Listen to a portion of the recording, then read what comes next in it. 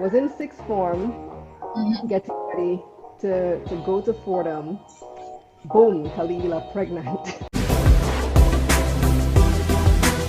I took a 75% beautiful black X5 to drive in a Tita, a second hand. And Oprah grabbed my hand. She was like, all right, show One me. thing that I learned from Steve Harvey's obstacle, I remember he had gotten fired from that particular radio station. If you don't get single-minded and push certain things, they never get accomplished. Yes, you have to be resolute in your purpose. That is That's right. And you have to put a timeline on it. That must be done by.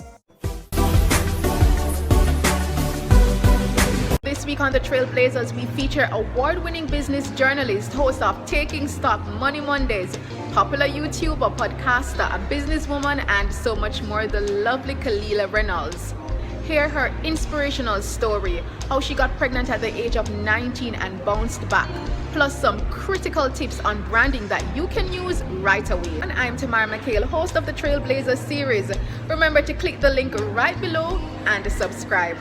Kalilah Reynolds, one of Jamaica's leading and most influential business and finance journalists, receiving the highest award from the Press Association of Jamaica.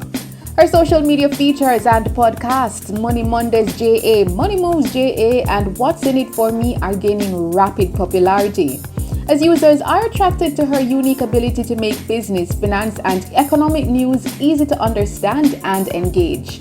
She's also the host of Taking Stock with Kalilah Reynolds on YouTube and Nationwide News Network. Kalilah also hosts Nationwide This Morning on Nationwide News Network, where she is the business and finance editor. She has a Master of Arts in Communication Studies from the University of the West Indies and a Bachelor of Arts in Journalism from Fordham University in New York City. She's a wife and mom of 3 beautiful children. Hi Kalilah, it is a pleasure to have you joining us on the Trailblazers, especially given this difficult time. And girl, you have COVID. Yep. Last thing I expected, but yep, I am isolated at home. But you're such a trooper because you're pushing through, and that's one of the reasons why we are having you on this program, because you have a strong work ethic. COVID or not, you are doing your thing. Thank you. Well, this week isn't so bad. Last week was, the brunt of it. This week I'm recovering, but as you know, I'm still required to stay in isolation, so I'm still here. Well, I'm happy to know that you are, having the milder version of it and recovering well, and you look good. Thank you. All right, so we are jumping into your story, and you have an interesting story, Kalilah, because I know you're from Belize, but I didn't even know that you actually got pregnant at 19 while in university. And when I found that, I was like, wow, you bounced back. So let me not even continue to talk about that anymore. Let you do the speaking. Tell me how you managed to, move from Belize to Jamaica. Wow, that's a whole long story. You sure you have time for the whole thing? All right, let's do it in steps. Tell me about your upbringing in Belize first. All right, so I grew up, like you said, in Belize. I'm from Belmopan, the capital, and my parents are, my mom's a teacher, still is. She's now principal of a school there in Belize, and my dad started out as a public servant. He now runs his own construction business, and so it's a fairly middle-class upbringing. I always liked school for some reason. I was always a smart girl in school. Making sure that I get 100 on the test. I had to get 100 because my dad would, if I took home anything less, dad would say, if I took home 99, he said, why don't get 100? He was that kind of parent. And my mom being a teacher was very useful. So I always did very, very well in school.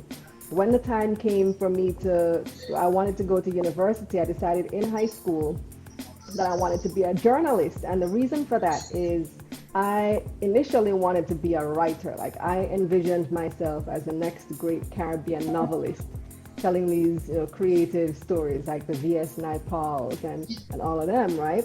From Belize, there is a Z. Edgell who wrote Becca Lamb. Yes. So I envisioned myself as being that person. And I was always told that you never get paid to be a writer. so that I had to find something more realistic that would eventually pay the bills.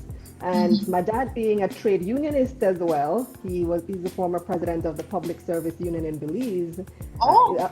Values were instilled in me very young. I grew up singing union songs. I always had a social consciousness and an interest in current affairs and the news and politics and that sort of thing. He's also run as an independent candidate in almost every election. What? Just like in Jamaica, the third parties and the independents don't do very well. So that had an influence on me growing up, and I decided that I was going to merge my interest in current affairs, social issues with my interest in writing, and boom, become a journalist. And that was a paying job. Yes. And so sometime in high school, that's where, I set my mind, created our high school newspaper called What It Go On, which is like in Jamaican Creole, you'd say Wagwan. Wagwan, exactly. What It Go On. And got a scholarship to go to Fordham University in New York to study journalism, a full tuition scholarship. And while I was in sixth form, getting ready to go to Fordham, boom, Kalilah pregnant. Hold on. So you got the scholarship of a lifetime. Yep. And while you're preparing to go, then you find out you get pregnant. Yep. So how did you still go ahead with university and everything? What were your parents' reaction to it too? That was a very difficult time. That was a tough time, womaning up and telling my parents. That was not pretty, let's put it that way. So my dad said, if you decide that, my dad said that basically I'd have to give it up, because I can't do both. He discouraged me from continuing the pregnancy. My mom, on the other hand, was supportive. She said, because she had me at the same age, she also had me at 19. Yes. My mom had me at 19 too. Cycles, right? Yeah. She said, we're here, I'll work on your dad. And that's the route that we chose, because I have my beliefs as well. I didn't believe in abortion.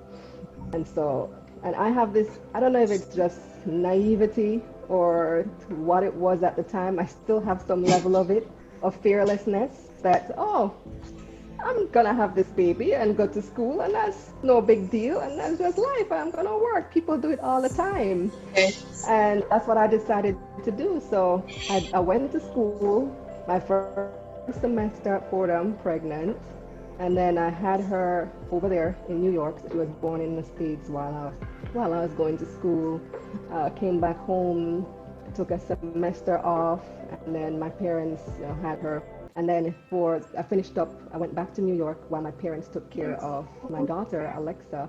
I only had a year and a half left, so it's a 4-year degree, but fortunately, because of the way it's structured, sixth form also counted as an associate's degree, and the courses that I took in sixth form, and I consciously did that. The courses that I took allowed me to subtract time from the degree in New York, so they carried over. They were able to count as my core courses. So other colleagues of mine who majored in several different things, I majored in general studies with a concentration in English literature. So I was able to do all of my core subjects in Belize while doing my associate's degree, and those transferred to my college degree. So I only had to do 2 years. All right. So I like the fact though that despite, the fact that you had your daughter while you were pregnant with her, the school still allowed you to continue on with your scholarship. Yeah. Well, it's a university, a private university, and even though they're a Jesuit school, so they're a Christian school, their policy was kind of hands off. Even when I was applying for the leave of absence, they didn't, and I told them the reason. They're like, you don't have to tell us that, that's personal, you don't need to say that. So that was their policy. So definitely you would say that. I mean, your daughter is beautiful. I've seen her. So you have no regrets about making that decision then? Absolutely not. If I would have regrets, then I'd have to regret her entire existence. I don't. It's been quite the ride raising her, part of the journey being a single parent. So we've had challenges, we've had ups and downs, we've had times when, it was hard to make ends meet, but fortunately, it's been a beautiful ride. Wow. And Kalilah, that's an important message, especially to other young women who are watching, and they may be teenage mothers as well. The fact is, having that option where they might consider that, give up, abort the baby, or, take another route, and you decided to push through, and look at you now. I've been blessed that I've had a supportive mom in particular, but both my parents, I was able to leave my child with them while I finished that degree, and not everybody has that option, and that's understandable too if your circumstances are different, Yeah, that is true. All right, so you went back to Belize, established yourself as a journalist, and then when did you decide to make that switch and, I'm coming to Jamaica? So around 2008, I was in Belize. Like I said, I was working at Creme Radio and Creme Television. They had a morning show, so I still end up doing the same job everywhere I go. So I was a news editor, and I was on their morning radio and TV talk show on social and current affairs, which is what I do now at NNN, right? Exact same job. History repeats itself. But that program was a call-in format program. And at the time, and probably still, there are a lot of social issues in Belize. It's very comparable to Jamaica. The two countries have very similar histories, being former colonies of Great Britain, going through that independence process and whatnot, and being Caribbean countries too. And so we have a big crime issue in Belize, just like Jamaica does. An issue with the murder rate, with young Black men killing each other. And on our call-in program, because we're a grassroots company, and we're located in the middle of the ghetto, by the way. This station is in the middle of the ghetto. And, we used to get a lot of moms calling, a lot of mothers calling and mourning their sons. And they would call, in particular, when their sons had been murdered. There's a murder in Belize, and a young Black man is killed. Very often, the next morning, the mom would call into our program. And it's gut-wrenching to listen to those stories day after day. We had some who used to call us repeatedly, and for them, I suppose it's kind of therapeutic to tell their story, to say things about their son, to express their grief. But doing it day after day takes a toll emotionally on you as a host, having to hear all these really sad, depressing stories. And I'm not saying there wasn't positive things that came out on that program too. We did a lot of positive interviews. We did a lot of good stuff, but we spoke a lot about crime, because crime has been a huge issue. And eventually it really just took a toll on me, and I decided, you know what, I need to move on. But Belize being a very small country, our population at the time, I'm not even sure what it is now, but then it was like 350,000 people, early 2000s.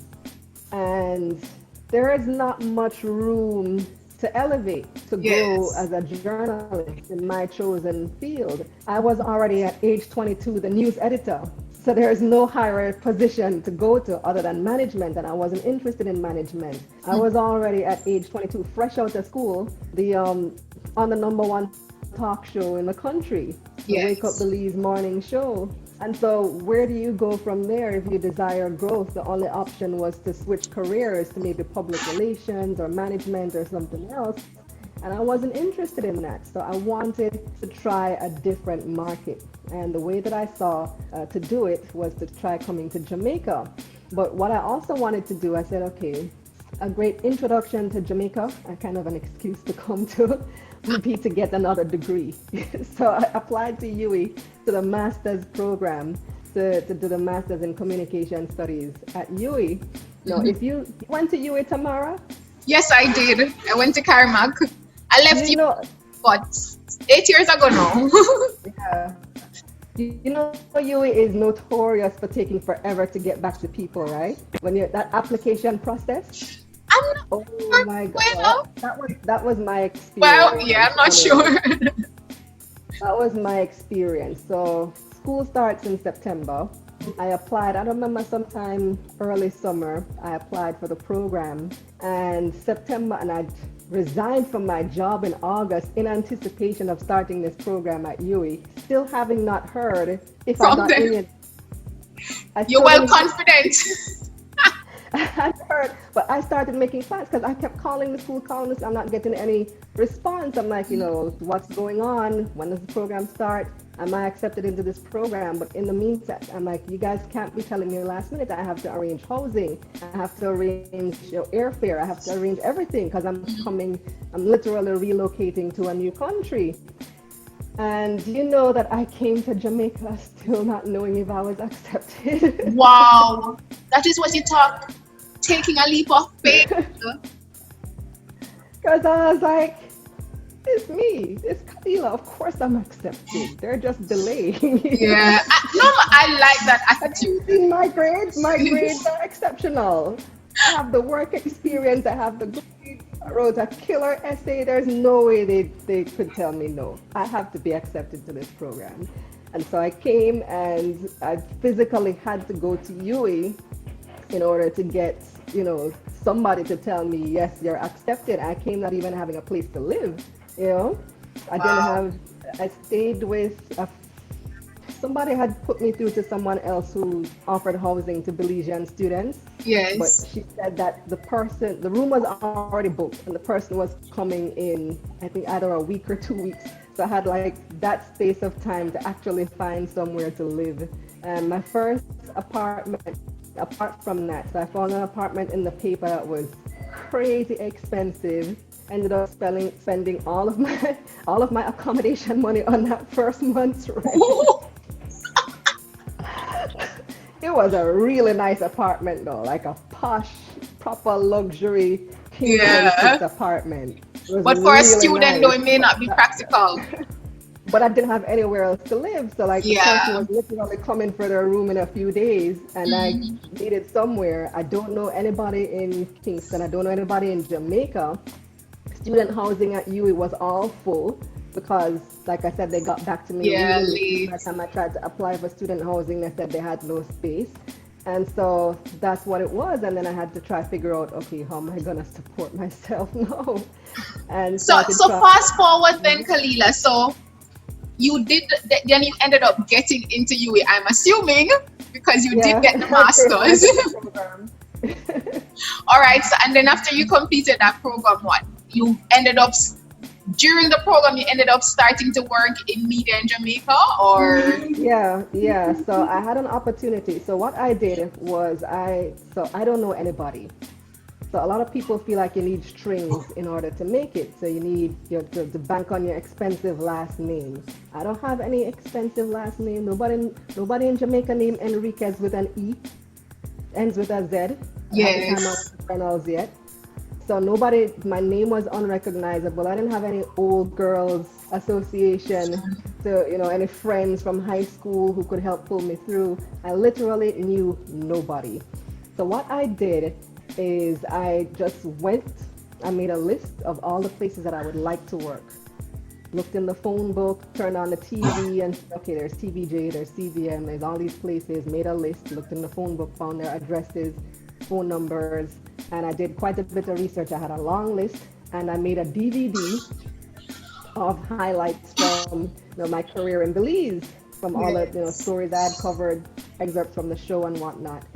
And I just went to each place in person. Wow. And I said, I see so-and-so. So I looked up, I would call ahead and find out who's the news editor, who's the person who is in a decision-making position. And I would show up unannounced, no appointment, and I'd say, I'd like to see this particular person. And very rarely would they, say no. More often than not, the person would come out and actually see me. And I'd introduce myself and hand them my package with my resume, writing samples, my DVD. And I got quite a few callbacks from Girl, no, that I hear that you were well prepared. You did your work, and you showed up confident, and it tells that you're beautiful as well. And I dressed up, Tamara, I dressed to the nines, made sure my makeup was flawless. Don't mind that I got there in a taxi or took the bus and walk in heels. That's very interesting. I had no idea. And again, for persons who are listening, who are also interested, whether it's journalism or whatever industry, it's about taking that bold step and not, not thinking that you need to have some connections or, or some links then, but just taking that first step and being prepared as you were, because you were already prepared. You had the experience and you put everything properly together. Yeah. I noticed two things that you mentioned. You wrote them down, and a lot of time people always tell you that write down your goals, and then also you made sure that you put everything together. How critical is that for just about anybody? Preparation is absolutely key. So that's something that I still use today. So right now I'm building my business, Kalilah Media. So I have a YouTube program like you do. Check out Taking Stock on YouTube, youtube.com/Kalilah. Hold on. I'm about to touch on that, because you are known for that program. I mean, you made a name, yes, as a journalist, but then you're making your name now as, in the web, the online space with your YouTube series, as a podcaster. And I mean, and as a business journalist, and some persons are looking on, they didn't even know Kalilah was such a leading voice in terms of business journalism, and you are pretty much like the voice of finance Twitter now in Jamaica. So, yeah, so how is it that you manage? People might think that because I already had a name, and trust me, and this is 12 years of, I moved here in 2008 and now it's 2020, so I've lived here for 12 years, and this is 12 years of building my career, building a name, building a brand, building a reputation in the industry. People might think that, because she named Kalilah Reynolds and people know her, everything is handed to me on a silver platter. And that's not the case. So the way I approached getting sponsorships for my show and making sure that it was a financial success, I literally did the same thing that I did 12 years ago by showing up to places and handing out copies. So in my space, the finance space, IPOs have been a hot thing, initial public offers. Last year in particular, there were so many IPOs. So when an IPO happens, that's when a company is coming to the market for a first time. So they're going to have a listing ceremony at the Jamaica Stock Exchange's office. So what I would do, I would show up at the listing ceremonies, which rarely got any media coverage at the time. They still don't get much media coverage. But I know that for Wigton IPO, NCB Capital Markets is the one that's leading that. I know that for Sagicor Select Funds, Sagicor is the one that's leading that.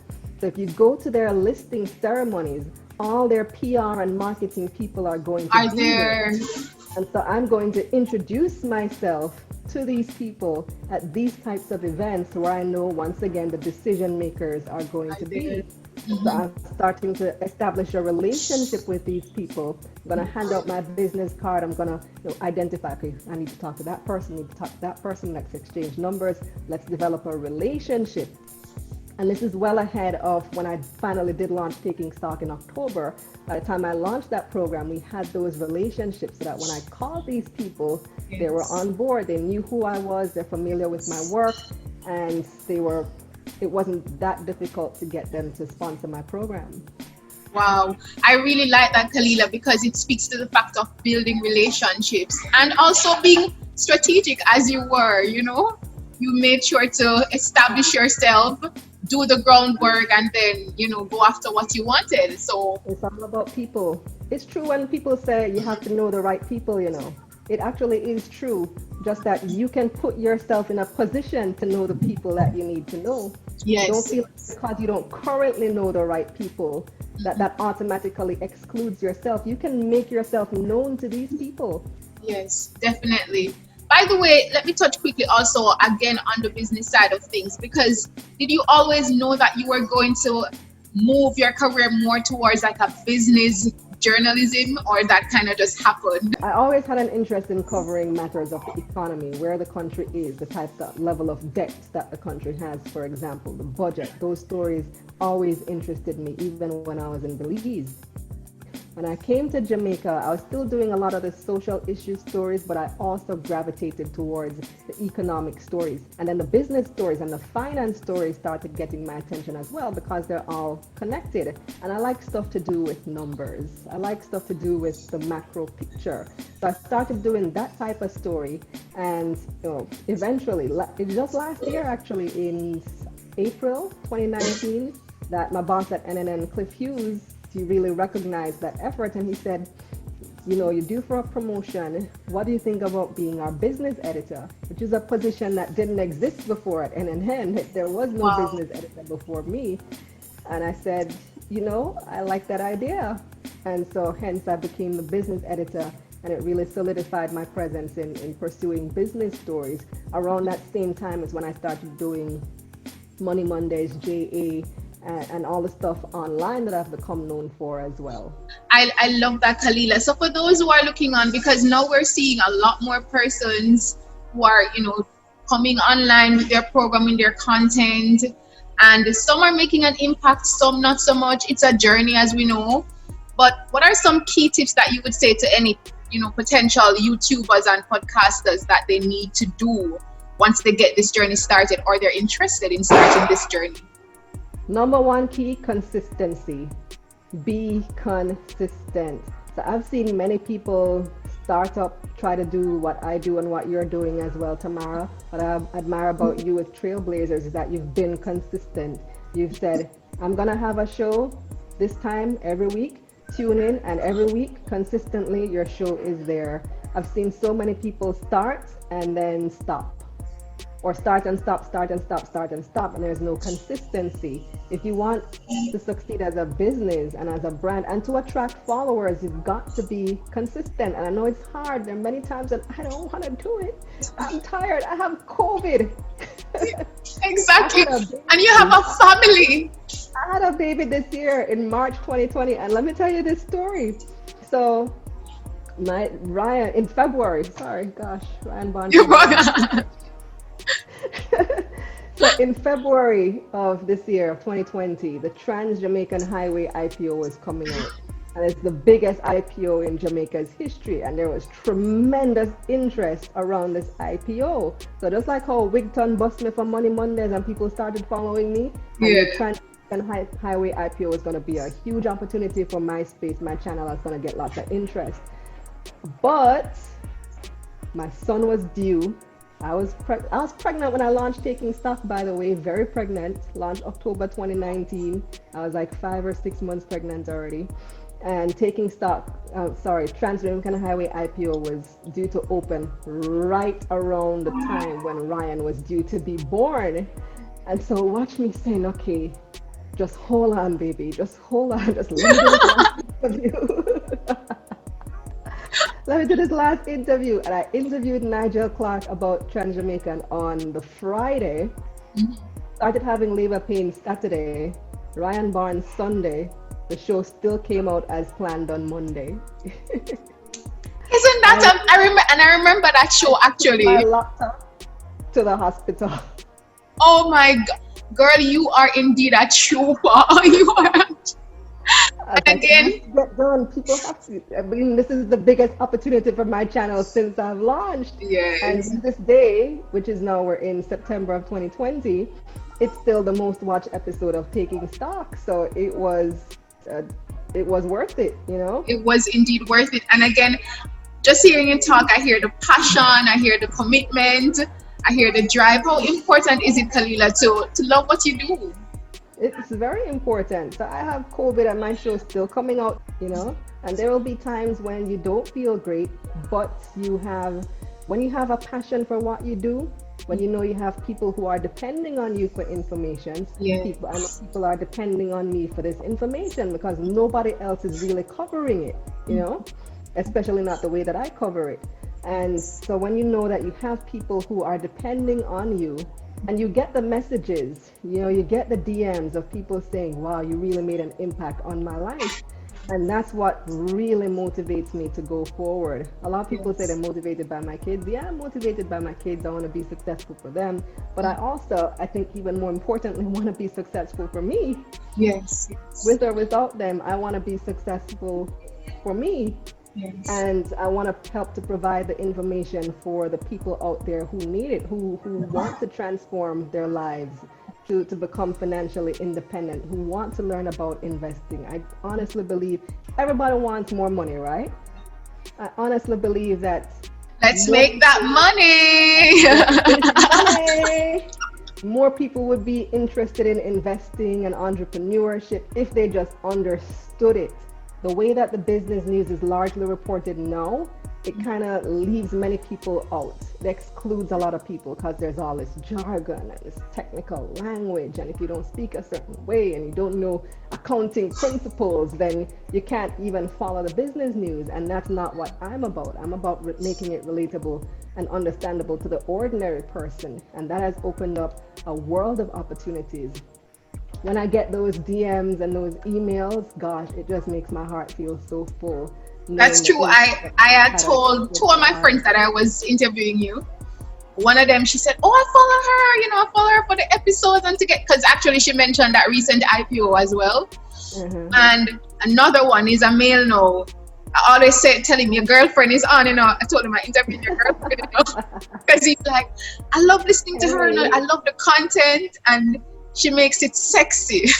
That's for your friend. He's gonna blush. He's gonna blush. But you are doing an amazing thing, Kalilah. You've established your brand, and a lot of persons now are into that. So, if you want to share about 3 key tips, or it doesn't matter the number, some key tips in establishing your brand, your presence, especially because nowadays there's a lot of noise. So, you don't want to be copying another person. You want to be authentic, but at the same time, you want to establish your brand. How do you do that? Yeah, so like I said, the number one key for me is consistency. Be consistent. So many people just start and stop and then they forget about it, or because they're not seeing early results, they forget about it. Oh, I only have 100 followers. Nobody's following me. You have to keep at it. Oh, I only have 500 subscribers. I'm not going to make any money. Keep at it. So I'm at a point now where I'm finally, Taking Stock is almost a year old, and people are finally starting to approach me about sponsoring the program. For this entire year, I've had to be out there actively approaching people, making my pitch, sending out proposals, doing this, doing that, showing up at places, trying to meet the right people. And so it's taken me a year to get to the point where people are starting to notice, decision makers with money in big companies, and are finally starting to approach me about sponsorship. So it's taken tenacity. It's taken a year of work to get to that point, and this is only the beginning. It's like working out, Tamara. A lot of people start to exercise, and they make this goal to lose 20 pounds in a month. I saw your Oh my God, he's talking to me. I saw your post recently. You said you wanted to lose like 25 pounds in a month. I wanted to comment, this is not realistic, Tamara. What was it? Was it 25 pounds in a month? It's 23. You're talking to me because this week I've been having a challenge. I was like, Lord, I've been sticking to it, but I'm tempted to cheat. And then the thing is, when you don't hit that goal of losing 25 pounds in a month, you give up. You're like, this isn't working. None of this works. So why should I even bother? And people go through the same journey in business and with building their social media. Oh, I didn't get the 50,000 subscribers in a month, so why even bother? I'm just gonna give up. No, you have to keep at it. I discovered the same thing when I started working out seriously a few years ago. So I had done it yo-yo all the time. I've never really had a huge problem with, being overweight or anything, but I've always wanted to be consistent in exercising. And I did set goals, never met the goals. And after a month, after 3 weeks, 2 weeks, you don't meet the goals. I didn't lose the 10 pounds in the 2 weeks. Not gonna bother. And when I finally decided that I'm just going to do this and make it a lifestyle, I'm not even gonna pay attention to the weight loss. I'm just gonna exercise because it makes me feel good. That's when, after about 2-3 months, I finally started seeing results. And I wasn't even looking for the results. I wasn't even going on the scale looking for the results. I just noticed a change in my body. And when I finally did go on the scale, I'm like, oh, okay, look at you. And that's because I decided I was going to be consistent with it. And the same thing applies when you're trying to build your social media following. Don't look at those early numbers and get discouraged.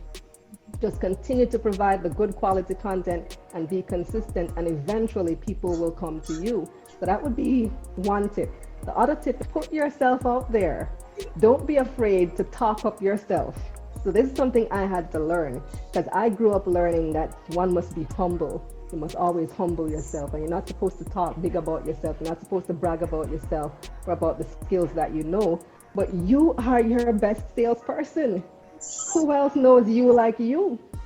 You have to big up yourself, because who else is going to do it for you? You have to say you have the #1 show in Jamaica, #1 business and finance show in Jamaica. Who else is going to say that? Taking Stock is #1 business and finance show in Jamaica, by the way. youtube.com/Kalilah Ray. Who else is going to do that for you? Nobody else. So you have to just, check yourself and check these preconceived notions that you must small up yourself and be your own salesperson. Show up to the places where you know and do your research. That's another huge thing. Do your research. Know who you're dealing with. Find out as much as possible. A lot of people think the social pages in the newspapers, like the page 2, are just there to highlight society people. It's a wonderful place to know who are the decision makers in Jamaica. I look at them religiously. There's something extra in the Gleaner and the page 2 in the Observer. I always, one of the first pages I turn to, because I like to know who's who. Oh, this person works at this place and this is what they look like. Yes. So when I buck them up out the road, I can introduce myself. I like that. Wow. And our viewers definitely getting a wealth of knowledge. Listen to the tips, put yourself out there, and most importantly, be consistent. Be consistent. And be prepared like Kalilah. I mean, this interview could go on. I'm going to wrap things up because we're out of time. But last tips as a wife and a mother to 3 beautiful children. And, you're doing so many things. Is it possible to have balance? Boy, that's a difficult one.